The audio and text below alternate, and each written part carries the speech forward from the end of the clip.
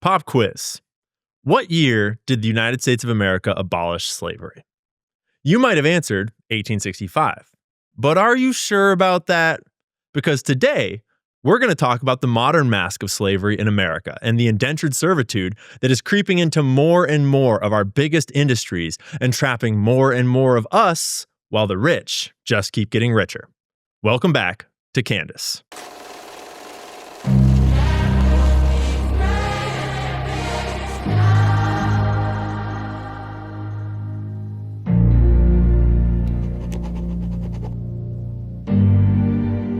In The Secret Life of Groceries, Benjamin Lord does a profile on a trucker that he rode with for a week while he was trying to learn about the shipping and logistics that go into our groceries. And it is shocking. And last time, I covered a story from this book, and it involved a lot of reading in order to contextualize the character of Tun Lin, who was a slave laborer in the shrimp industry in Thailand. This time, I won't do as much direct reading, but rather mix together quotations and summary to convey just how absolutely insane and messed up the world of long-haul trucking is. And similar to the last story, this one's going to start out seemingly somewhat mundane, and by the end of it, you'll be rethinking your entire perception of America, the grocery store, and every single product that you buy. Because it turns out, our American way of life isn't just dependent on brutal slave labor in faraway places like Thailand or India. More and more Americans are slipping deeper into what can only be called indentured servitude and bordering on outright slavery as well. And truckers are a vast and underappreciated lot. So, first of all, understand that everything in your life comes to you on a truck. From the big appliances of our lives to the smallest bite of food, every single staple, butter knife, copper wire, or ceramic mug comes via a truck.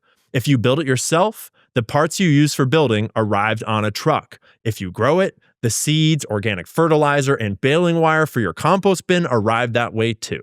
Trucking as an industry is gargantuan.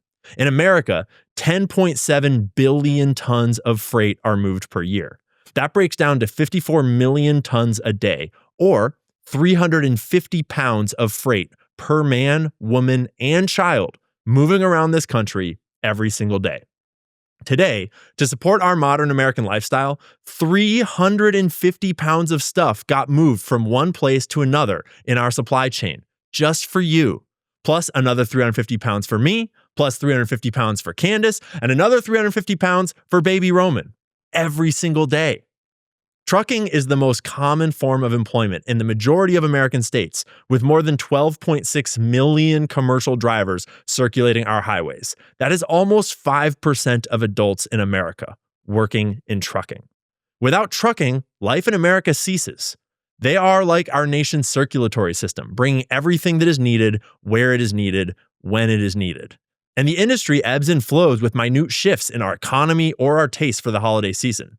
And yet, it's also one of the most dangerous jobs, right up there with deep-sea fishermen and timber cutters.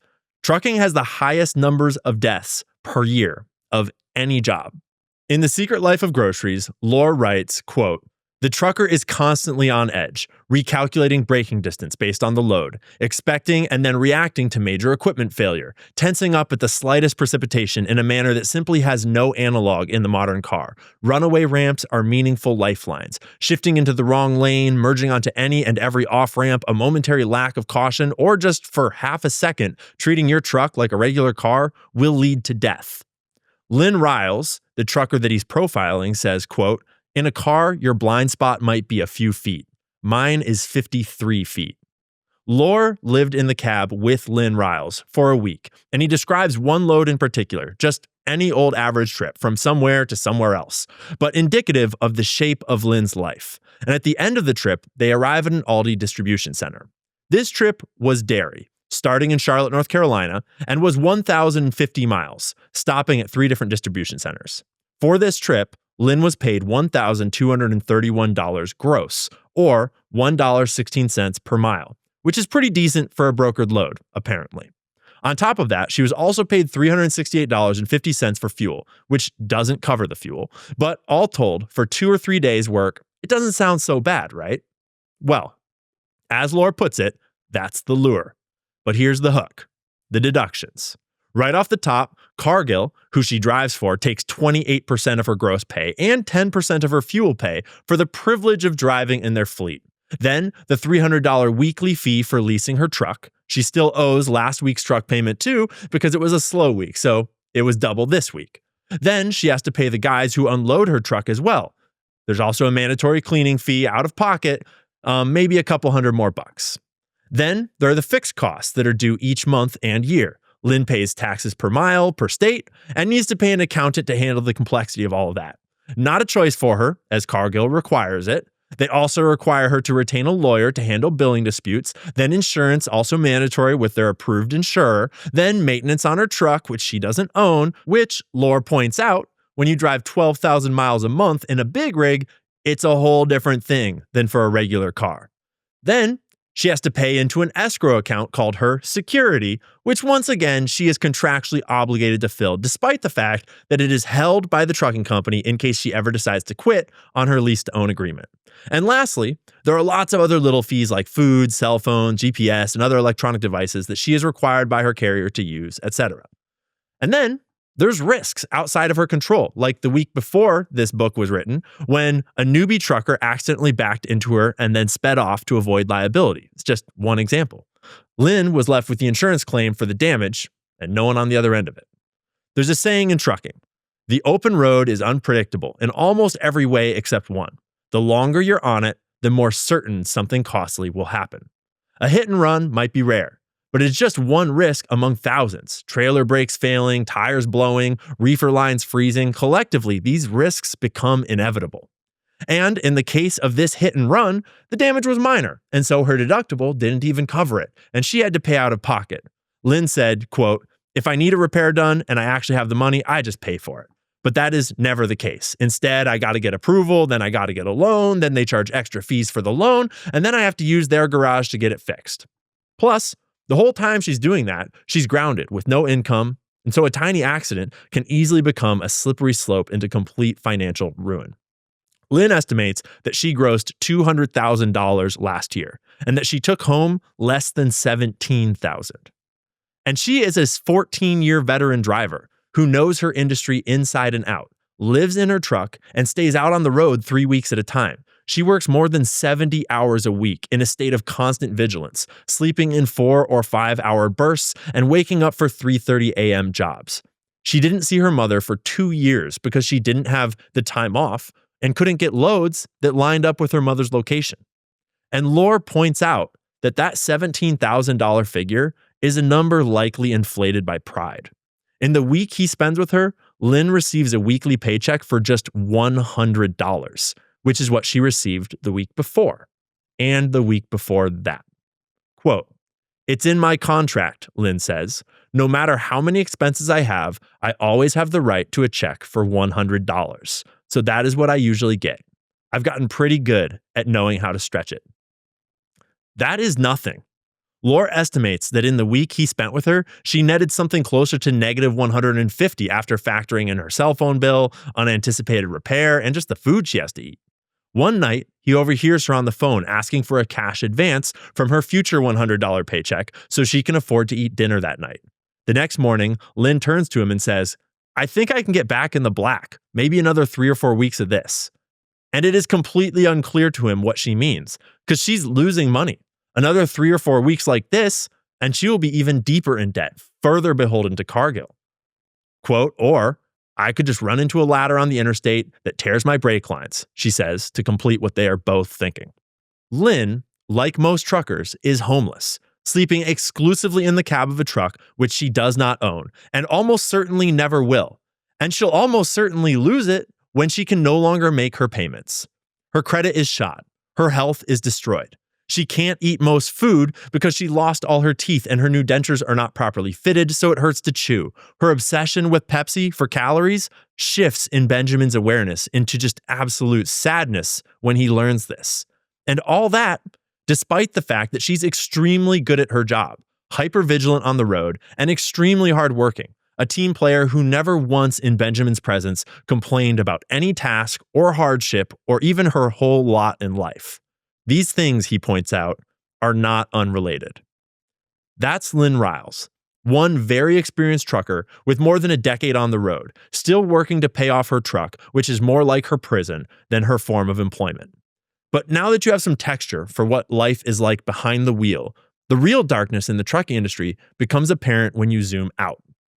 If you hadn't picked up on it yet, debt is the weapon used to shackle drivers to these trucks and to their contracts, and hope is the lure that keeps them on the line.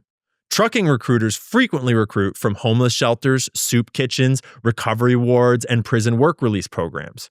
Truckers also frequently come from minimum wage retail or construction or from serving in the military overseas. Recruiters promise guaranteed jobs, big pay, no experience required. You'll get a free one-way bus ticket, free hotel, and food during your orientation. But then, on the fourth day or so, you're given a contract to sign, and then you're officially a student driver. And you suddenly have all the student debt to prove it. Then they have a new enticing offer, after you've signed your contract for school and debt, of course. You could be an owner-operator, not just an employee. You can get your own truck and be the master of your own destiny. You don't have to pay a single cent up front.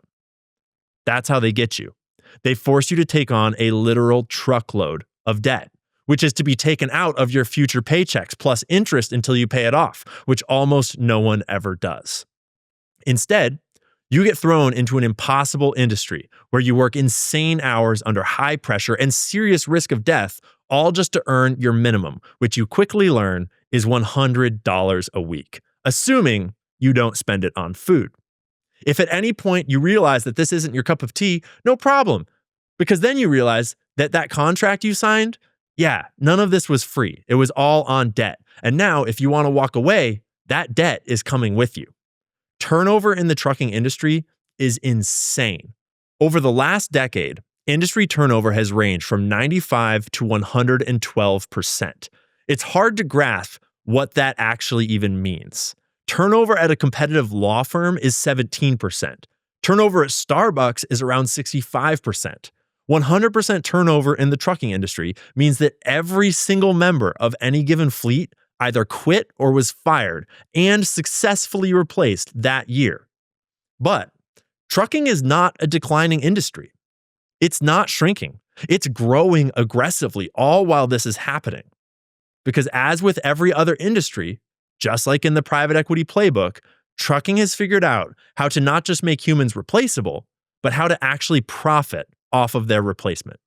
First, they recruit dishonestly, convincing people to take out lines of credit for the opportunity. And then they pay them the lowest possible wages, or training wages, while simultaneously unlocking a critical new superpower. They can force you to drive in pairs. And when you're driving in pairs, you are not bound by law to take the same number of breaks to stop to sleep like a solo driver would be. Suddenly, trips can be completed in far less time, and drivers work for far lower pay. Lynn, who we met at the beginning of this episode, she was making a little over $1 per mile, which is still left her broke and destitute at the end of a 70-hour work week on the road nonstop. Student drivers frequently are paid wages as low as 12 cents per mile.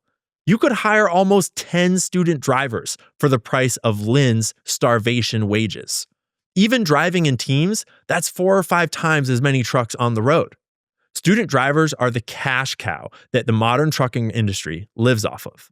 Trucker Desiree Wood said in the book, quote, "There is so much money in students. They work so cheap, 12 to 13 cents a mile. It pays for the entire system. And a lot of these trainers have been driving less than 6 months themselves." She goes on to say, "This is not far from sharecropping. It's debt bondage. It's sharecropping where instead of the field, they are tenants on wheels." So that's one side of the story, a side most Americans don't know about. But now I want to take it to a conversation Tucker Carlson and Ben Shapiro had about 6 years ago to voice another side of the story so we can really grasp the whole complexity of this issue.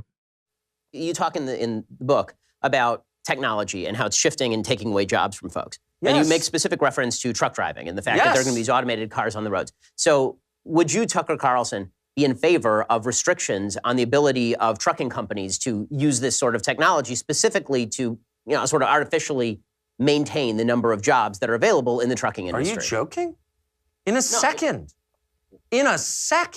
In other words, if I were president, when I say to DOT, to Department of Transportation, we're not letting driverless trucks on the road, period. Why?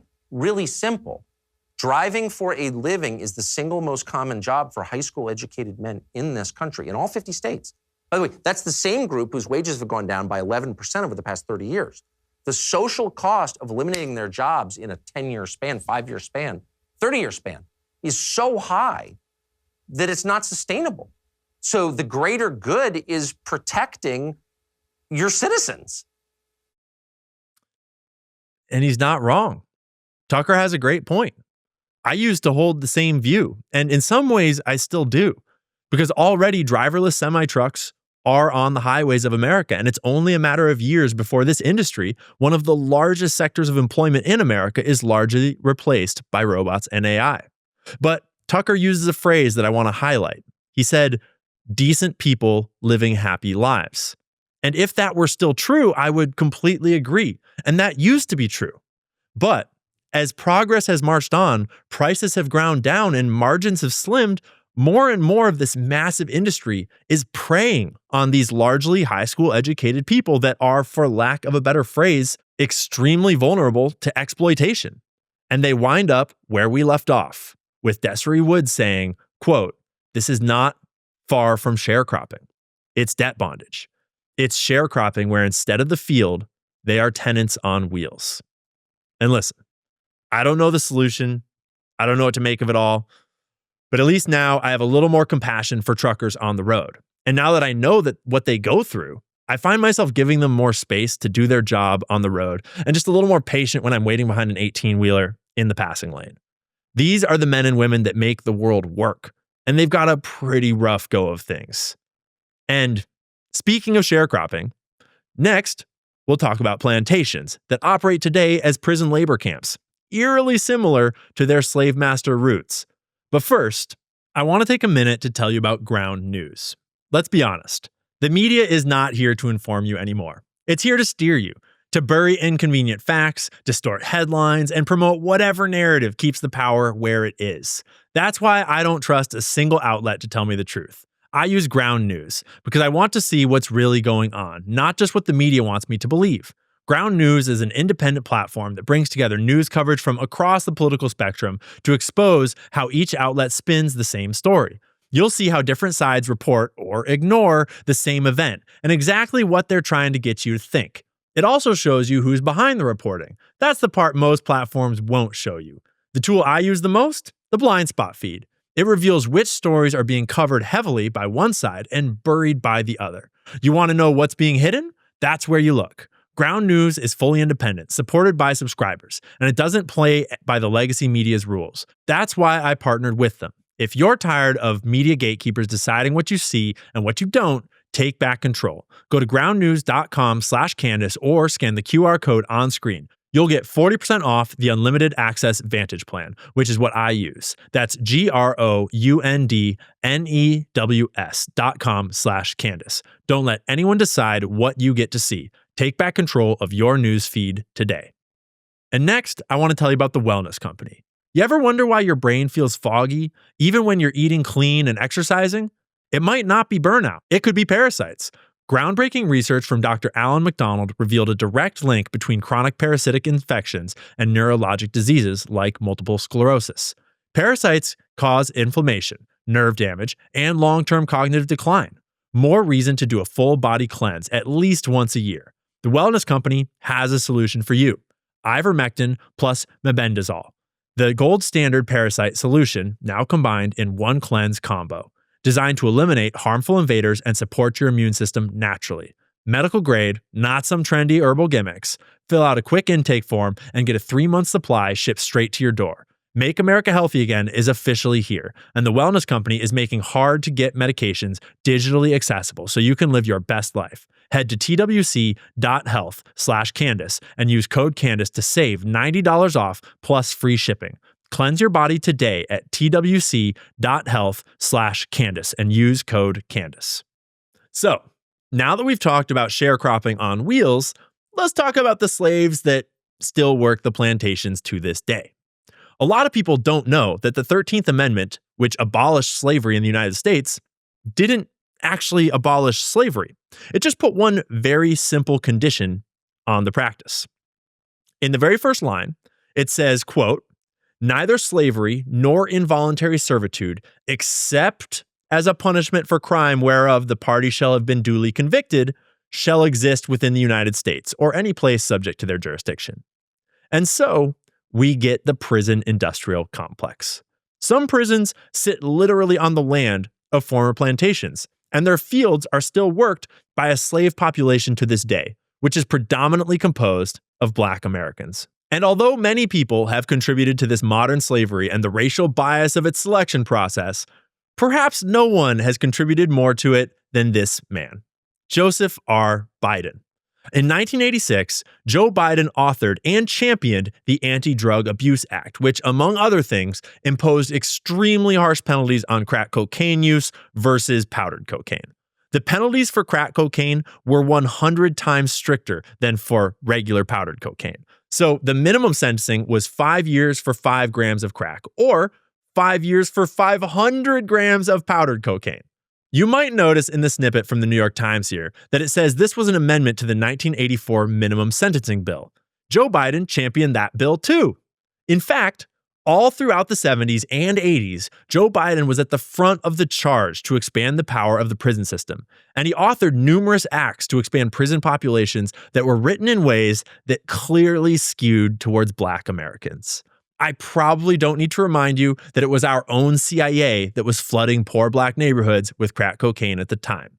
And so, from 1973, when these laws started passing and prisons started expanding, until 2009, when this trend peaked, the imprisonment rate in America increased 7-fold.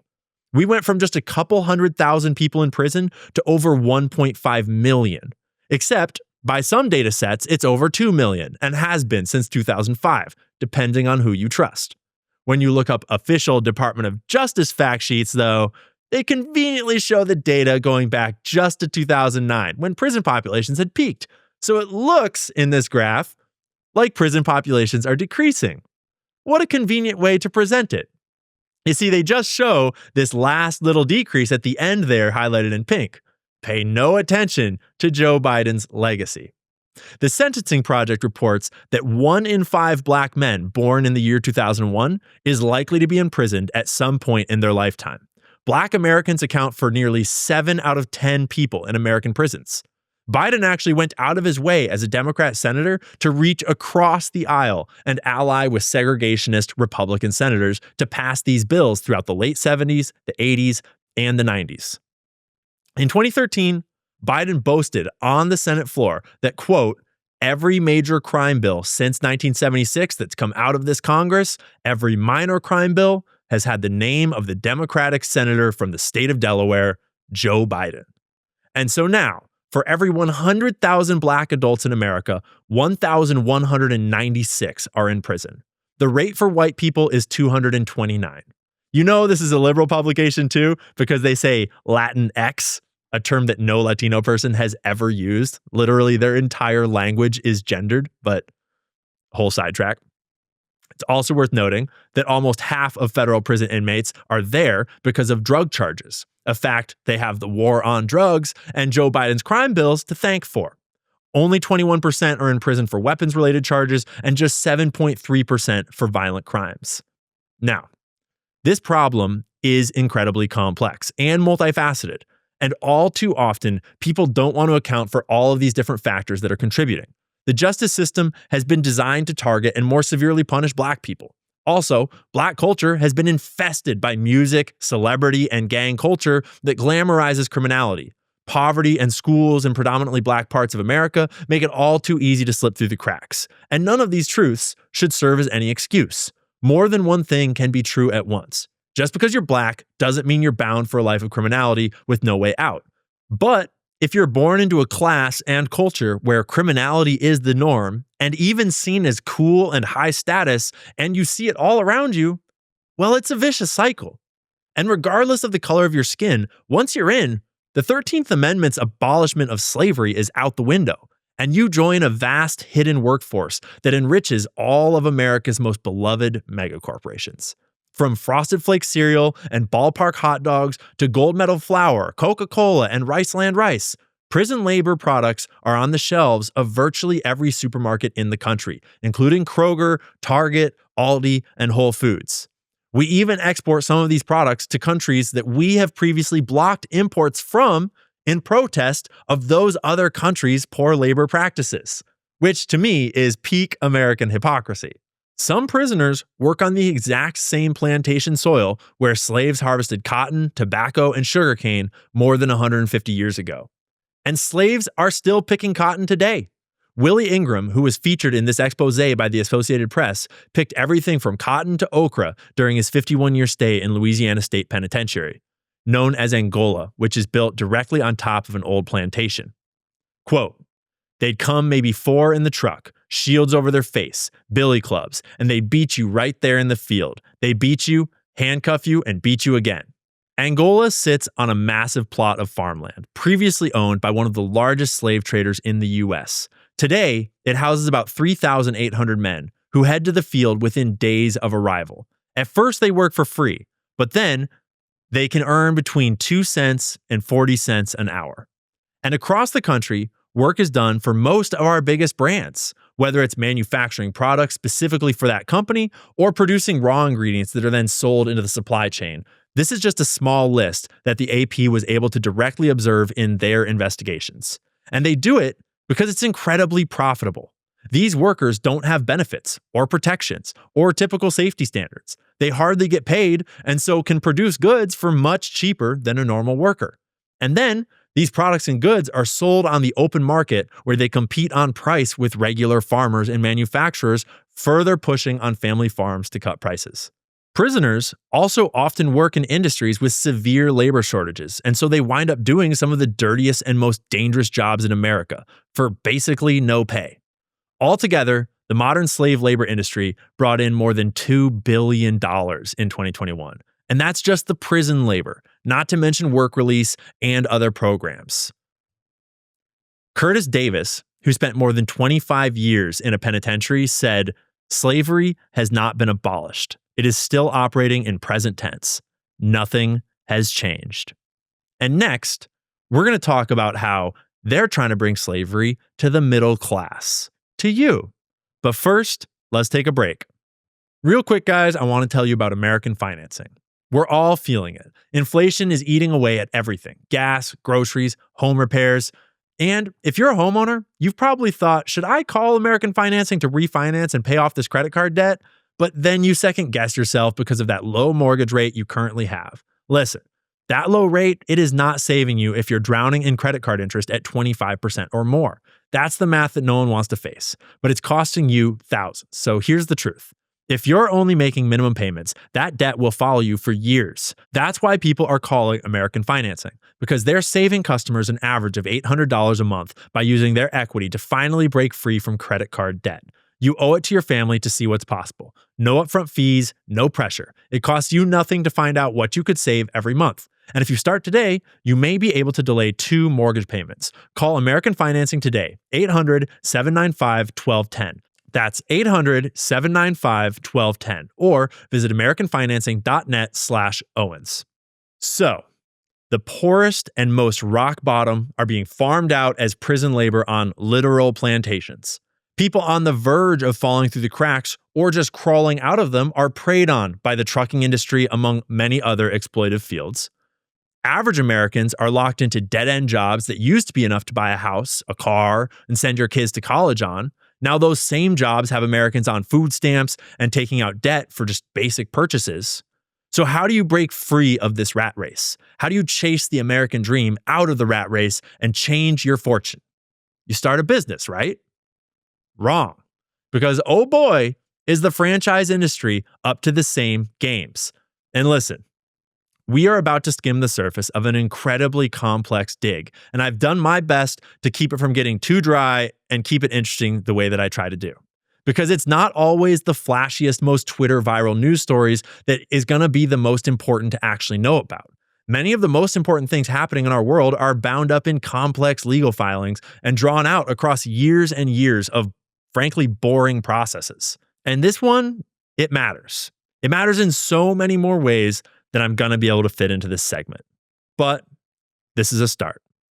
Because you see, if you're the type of upstanding citizen with good credit and some amount of savings and income that you could consider applying for the loans required to open a business, you are an even more valuable cash cow to be milked.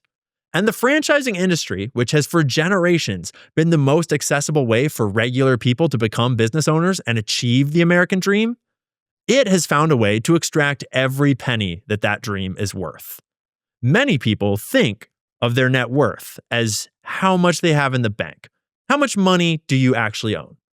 But truly, you're worth so much more than that, even in a strictly financial way. That's because we have credit. You have credit. And it's important before we go down this rabbit hole to unpack credit a little bit, because credit is not just a plastic card that you keep in your wallet. Credit is your future. It's a promise to pay it back later. And it's a promise to exchange your future time and your future work for something right now. And give yourself some credit. You can probably be worth so much more down the line than you are worth today. And that precise monetary fact is what private equity and mega corporations have learned to prey on in the franchising industry, which has started a whole predatory practice of contracting people into new businesses, milking them for all the credit they can take out of the bank, and then leaving them with the bill to pay for the rest of their lives. It all starts with a discovery process and a contract. Suppose that you wanted to start a business or do something meaningful, something to change your family's fortunes and provide a better life for your kids. And you hear about this great new idea. A martial arts studio franchise and a burger franchise are advertising a new business model in your town. They're looking for someone to open a new franchise location in your town, and the business is basically turnkey. It's ready to go. You hardly even need to spend any time working on it because their proven business model is actually so dialed in that you just open up shop, hire some workers, and the business runs itself. Pure passive income. You just work a few hours a week on the side. You can even keep your day job if you want. It sounds too good to be true, but you decide to schedule a meeting with them just to hear them out. Maybe this is actually your family's lucky break. When you sit down with them, they show you all kinds of materials and data. It's actually true. These franchises are opening up all over the country, lightning fast, and they're profitable almost right away. The burger place comes with crazy celebrity endorsements, and the martial arts studio runs totally hands-off. It's awesome. They have all the equipment you're going to need. It's already sorted out. All the branding, the advertising, it's all sorted out. All you need to do is secure the financing to open up shop, and your life will change forever. You think it over with your family. It's a pretty big risk, but you know that you're hardworking and you've always dreamed of more. The document you took home with you is extensive. It's several hundred pages long, and it details everything about how to open and run the store, as well as all the legal stuff. And I mean, really, it's actually mostly all legal stuff, but it also has all the data about how many other successful businesses that franchise has opened across the country lately. So you decide to do it. In your next meeting, you sign on the line and you officially join the brand family. Next, you're off to the bank to secure a loan in order to open up your new business. And I'm sure that you see where this is going. Sometimes this process does work great. If you're working with an honest company, this really can be the path to a new life. But all too often, that document that you're holding is actually filled with deception, half-truth, and outright fraud. The Federal Trade Commission sued a franchise called Burgerim, the burger joint that I described just a moment ago in our intro, for fraud. They were selling their franchisees a pipe dream that had nothing to back it up, even though they had information in that document, causing these people to take out huge amounts of debt only to have nothing actually materialize. The Franchise Times reported that they sold at least 1,550 franchises and collected at least $57.7 million in just initial franchise fees from 2015 to 2019. But they had only opened 130 out of 1,550 locations by 2018. To make it even worse, they were advertising to veterans and then extracting all of their credit, all their future time and earning potential, only to leave these veterans broke and destitute on empty promises. Burgerim was pitching this as a business in just the way that I described earlier, a business in a box, and the company was targeting veterans with discount programs to lure them into the business. It sounds kind of insane and even unbelievable, but actually it's a lot more common of an occurrence than you might realize. In 2023, Lina Khan, the chair of the Federal Trade Commission, which is the government body that oversees all this stuff, she posted a request for comment from franchisees so business owners could share their concerns and grievances about the industry at large. Her inbox was flooded with comments from franchise owners who had experienced these same predatory practices and lost everything. She later published a document summarizing the findings of her investigation, and it had paragraphs like this in it. Quote, several franchisees discussed misrepresentations franchisors made during the sales process. Startup costs and sales revenue and profit data were some of the critical areas where commenters reported receiving information they believed was false or misleading. One commenter described, quote, sales data that does not add up and a completely false estimated profit margin. Another commenter said that, quote, Dickey's barbecue business model involves selling stores as substantially more than quoted, with Dickey's getting a big portion of the cut. Dickey's will tell franchisees the cost will be $400,000, and it will cost sometimes double that, but you don't know until you are already heavily invested. Then the owner would default on their SBA loan, and the next buyer comes in and pays half, but then they will default until the restaurant is sold for about 10% of the original cost to build. Note how they said the owner will default on their SBA loan. We're going to come back to that because private equity has figured out how to make the government backstop this fraud. And now, when these franchisees are bankrupted and penniless because the business they were promised was all a lie, the government actually pays the bad loans and the private equity firm walks away rich.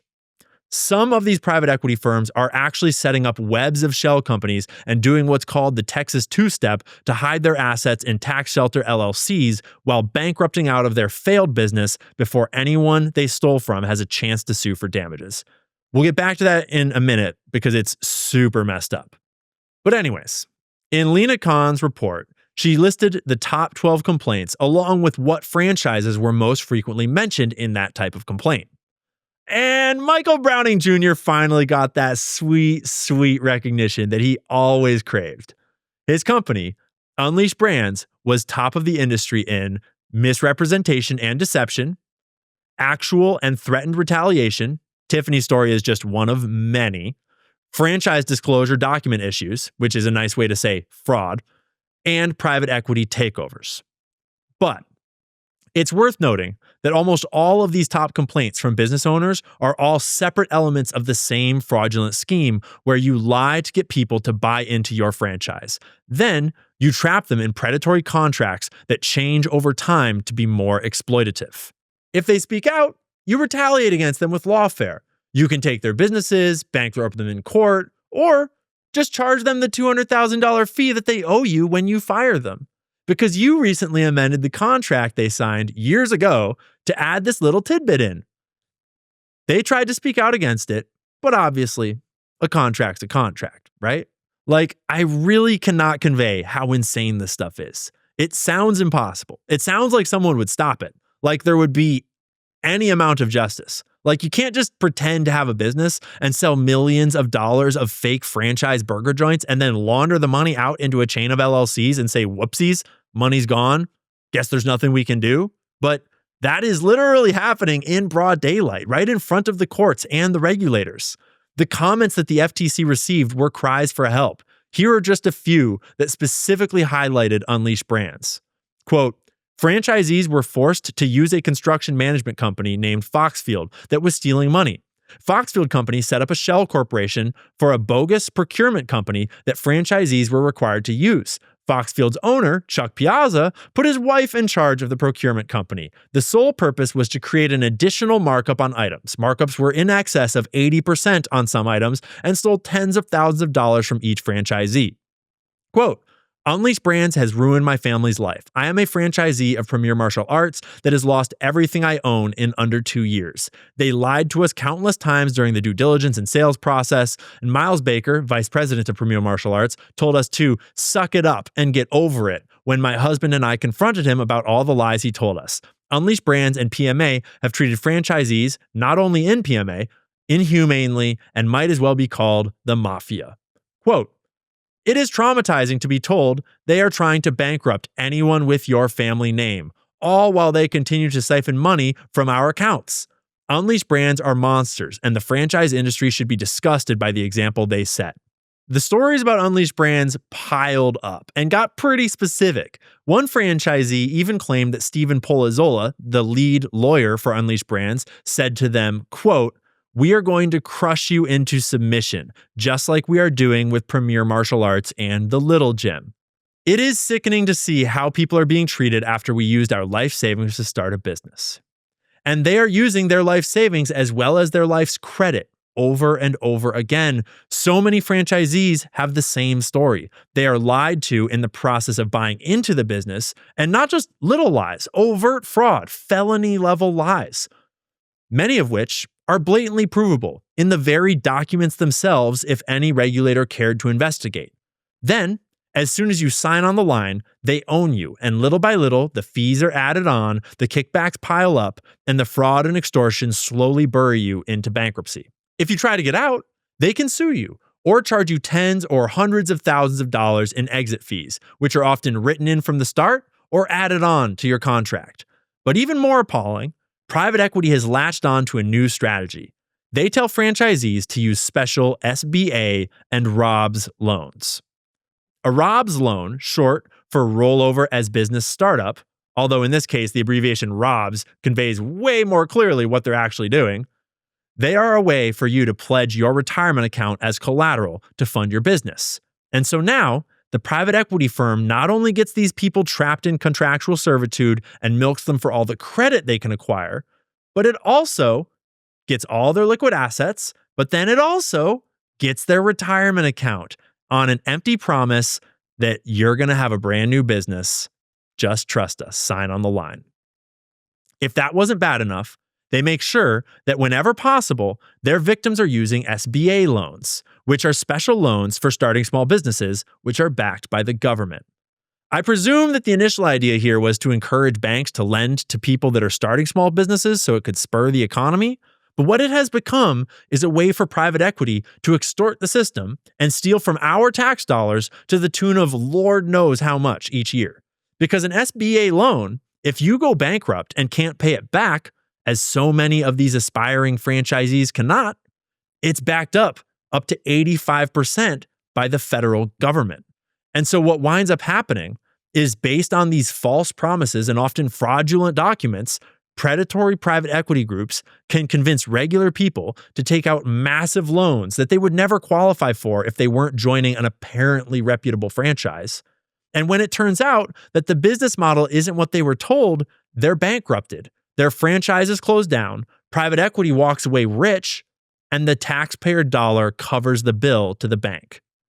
In this way, private equity is using average Americans as willing suckers, as go-betweens, who get tricked into extracting every ounce of cash, savings, and future credit that their whole life represents. And private equity can run this whole scheme never having taken on any risk at all, except risk of going to prison if any regulator or law enforcement agency would ever wake up and do their jobs, which so far has not exactly happened. And so the show goes on.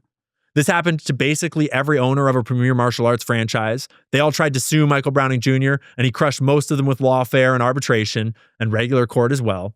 This happened to dozens and dozens of little gyms, but this also happens with other private equity like Burger Inn, like Dickey's Barbecue Pit, like Dagwood's and Subway and iHeart Mac and Cheese. It's also happening with mental health care clinics, and the list goes on, and it's going on right now for thousands of franchisees around the country.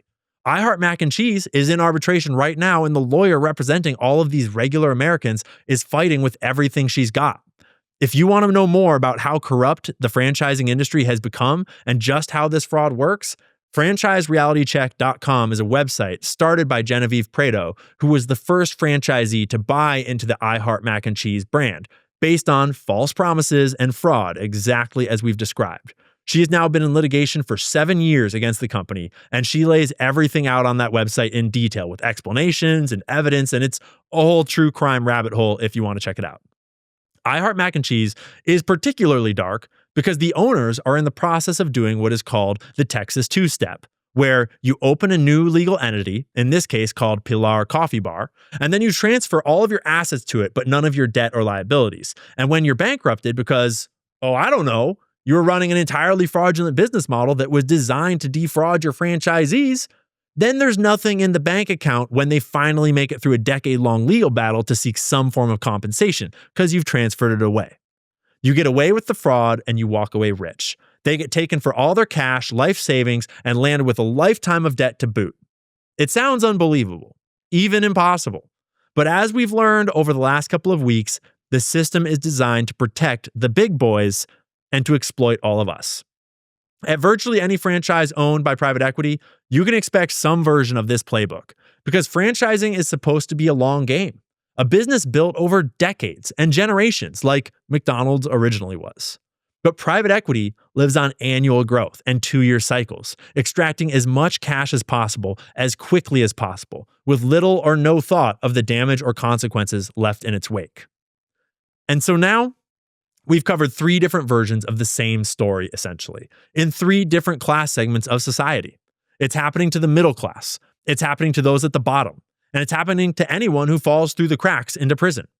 But I'm sure there are thousands of you out there that work in other fields that have other similar stories to this, because various versions of these stories are becoming more and more common every year. This is the natural progression of the system that they've built up around us, where the ultra wealthy write the rules, and the ultra wealthy have a secret court system that works for them, and the ultra wealthy control the politics through donations and powerful leverage. And with every new advancement in technology and AI, with every new economic emergency and corporate bailout, every new war and an omnibus spending bill, we are all being marched deeper and deeper into indentured servitude. The 2 primary levers of power that control the world are money and the law. We are all trapped under an ever-increasing inflationary vice, while our tax dollars pay for their kickbacks, their bailouts, and their wars. And if any of us slip through the cracks or into their secret courts, they've got a prison labor system ready to catch you at the bottom and put you to work. This is their vision of the future, where you will be a good little worker bee slaving away in the lower caste of society while they sit mint juleps in their McMansions, where there's one tier of justice for the rich and another tier of justice for us, where they write the rules and we are the ones bound by them. And the whole system relies on us staying distracted, on us not knowing how the law works or how arbitration works. These stories are too complex, too boring for us to pay attention to when the TV is filled with flashy pop stars and big booty hoes. Just go to the movies, turn off your brain, and enjoy some good old-fashioned entertainment. Nothing to see here. But not you guys. Y'all are something special. I want to commend you on getting through another incredibly complex episode. I do my best to make these digs meaningful and entertaining, even when it's a subject that is inherently so complex and boring that most people will probably never learn about it. So, thanks for sticking through to the end of that dig. I hope you learned something or will at least think differently the next time you see a semi-truck on the road, because I know that personally, I can never look at trucking the same way again since I learned all this crazy shit. And to me, that's the beauty of learning. Not only do we grow smarter, but hopefully also more compassionate for other people by at least walking a short distance in their shoes. So lastly, let's close the week off with some of your comments. And I just want to say, you guys leave the best comments. It's so heartwarming to read a Candace comment section. Y'all are some of the nicest and most informed people out there. And the dash of sort of conspiracy theory sprinkled throughout is it's so good. I love it. So, Kimberly says, we better start adding Ian to the prayers for his safety and maybe state that he is not suicidal at the end of each episode. I'm going to be okay, guys. I'm safe. And I am, of course, not suicidal. Very happy, lovely life. But I appreciate you. Please do keep me in your prayers. SW said, Ian needs to start a history channel. I do feel like I'm just doing learning more and more history because all the history that we were taught is lies. I think it's fun. Nom de Plume said, my husband did 4 deployments in Afghanistan. He was a military intelligence officer and he spent the entire deployment protecting poppy fields. If you have not yet seen the dig that we just did into the opium trade, poppies, the U.S. government's involvement in drug trafficking, that was spicy. I'm very proud of that video. Very proud of the team for how it came out. Definitely go check it out if you haven't seen it yet.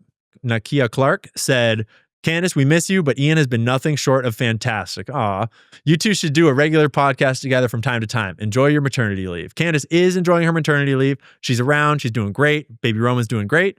I do love coming on. I'm going to love when I come back and do podcasts in the future. But unfortunately, I was talking to Candace and I do have to travel more this year. I got a lot of plans, but I'll definitely always come back and come check in because you guys are the best. Candace is the best and the team is the best. So Emily Hagg says, quote, drink your water, love your family, and do something nice for someone is the best sign-off line. Yeah, it's just like, I mean, like we just need a little more positivity in this world. We got to remind ourselves sometimes to keep it light, to keep it happy. And so I think there's a good place to end it, good place to close it out. So thanks for watching the whole video with us. Thanks for liking it before you leave. Thanks for subscribing to Candace and for following the link in the description to go to my channel on YouTube, Ian Carroll Show, and subscribing over there. And be sure, of course, to drink your water, do something healthy for yourself, and tell someone you love them tonight. And we'll see you next week.